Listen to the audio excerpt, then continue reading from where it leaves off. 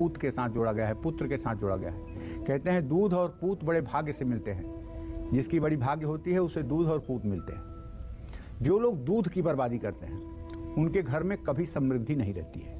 उनकी आर्थिक स्थिति हमेशा अस्थिर बनी रहती है। दूध की बर्बादी करने वाला पैसा तो कमाएगा लेकिन अपने लिए उसका सही इस्तेमाल नहीं कर पाएगा। गिलास में बचा हुआ दूध फेंकना दूध की बर्बादी ही होती है। ऐसे लोगों की किस्मत उनका साथ कम देती है। जिन लोगों के घर में अक्सर दूध चूल्हे पर उबल कर गिर जाता है, जिन लोगों के हाथ से दूध अक्सर गिरता रहता है, जो लोग दूध से बनी हुई चीज़ें फ्रिज में रख करके भूल जाते हैं और फिर वो खराब हो जाती हैं चीज़ें, उन्हें फेंकना पड़ता है, ऐसे लोगों को पैसा, कारोबार, सेहत, नौकरी और हर लिहाज से परेशान होना पड़ता है।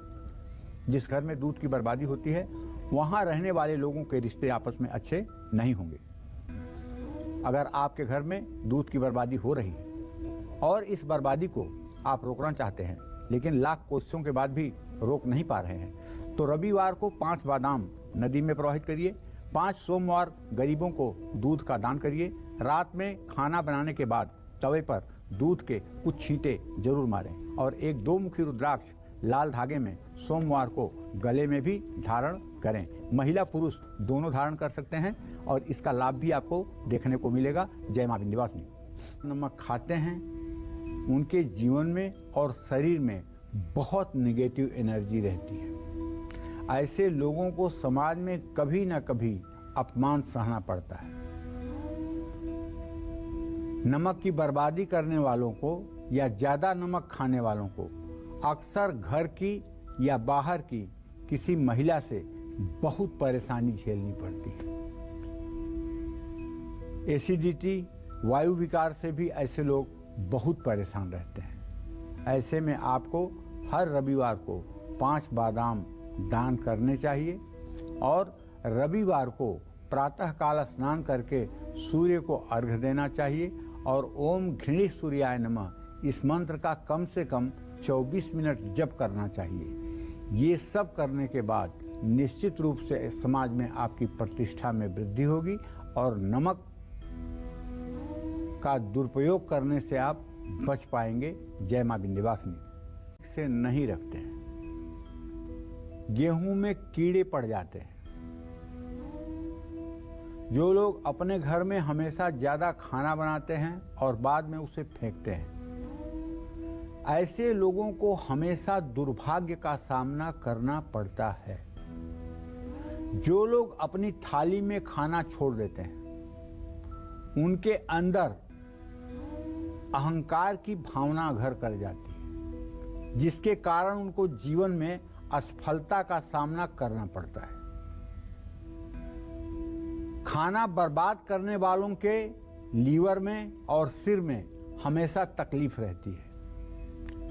जो लोग फ्रिज में खाना 3-4 दिन तक रखते हैं और फिर खराब हो जाने पर उसे फेंक देते हैं, ऐसे लोगों पर सूर्य और गुरु ग्रह हमेशा बुरा प्रभाव डालते हैं। जिस घर में भोजन बर्बाद होता है वहां रहने वाले लोग सभ्य नहीं होते हैं। ऐसे घर की महिलाओं की सेहत अक्सर खराब रहती है। और जिस घर में गेहूं का आटा गूंथकर फ्रिज में रख दिया जाता है गोलाकार बना करके किसी कटोरी में, तो वो पिंड बन जाता है और आपके पितर उसी पिंड पर मंडराते हैं और जब फिर आप उसकी रोटी बना करके खाते हैं पितरों के भोगे हुए अन्न पर, तो आपके घर में बीमारियां बढ़ जाती हैं। आपके घर में दवाई के इतने खर्चे शुरू हो जाएंगे कि आपका बजट असंतुलित हो जाएगा।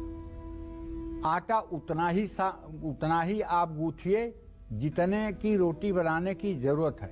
अगर फिर बनाने की जरूरत होगी फिर से आटा गूंथ लीजिएगा, लेकिन आटा गूंथ कर उसको गोला पिंड बनाकर कभी कटोरी में करके और फ्रिज में नहीं रखना चाहिए, क्योंकि 24 मिनट के बाद उस पर जो पितर असंतुष्ट हैं वो भ्रमण करने लगते हैं और वो पिंड बन जाता है और फिर आप उसका उपयोग करते हैं तो पिंड का उपयोग करते हैं। ऐसे लोगों के घरों में रोग और शोक बढ़ता है। ऐसे घर की महिलाएं घर के किसी बड़े फैसले में शामिल नहीं हो पाती हैं। भोजन की बर्बादी करने वालों में गुस्सा और अहंकार बहुत ज्यादा होता है। जिस घर में अन्न की बर्बादी होती है वहां धन की हमेशा कमी रहती है। अन्नपूर्णे सदा पूर्णे शंकर प्राण बल्लभे ज्ञान वैराग्य में देहि भिक्षाम देहि पार्वती। अन्न जो है माता अन्नपूर्णा का प्रतिनिधित्व करता है, इसलिए अन्न का सम्मान करना हम सभी भारतीयों का कर्तव्य है। मान सम्मान की जो लोग अन्न की बर्बादी करते हैं उनके मान सम्मान को ठेस पहुंचती है। जीवन में काफी संघर्ष करना पड़ता है। परिवार के सदस्यों में ज्ञान और बुद्धि का अभाव हो जाता है। जो लोग अपने पिछले जन्म में खाना फेंकते रहे हैं उनको इस जन्म में पेट से जुड़ी परेशानियां रहती हैं। ऐसे लोगों को इस जन्म में कोई अच्छा गुरु नहीं मिलता। खाने की बर्बादी करने वालों को अपने करियर, नौकरी, कारोबार में हमेशा ही परेशानी होती है। जय मां विंध्यवासिनी। जिन घरों में पेड़ पौधों पर ध्यान नहीं दिया जाता, जिस घर में पेड़ पौधों की दशा खराब है, उस घर में रहने वालों को हमेशा नुकसान सहना पड़ता है। जिन घरों के पौधों में अक्सर कीड़े लग जाते हैं, मेरी गारंटी है कि वहां रहने वाले चाहे जितने तेजस्वी हों उनका भाग्य कमजोर हो जाएगा। घर में लगे पौधे अगर खराब हो रहे हैं तो परिवार के लोगों की सेहत खराब होने वाली है। ये एक प्रकार का संकेत है, आप समझ जाइए। घर की किसी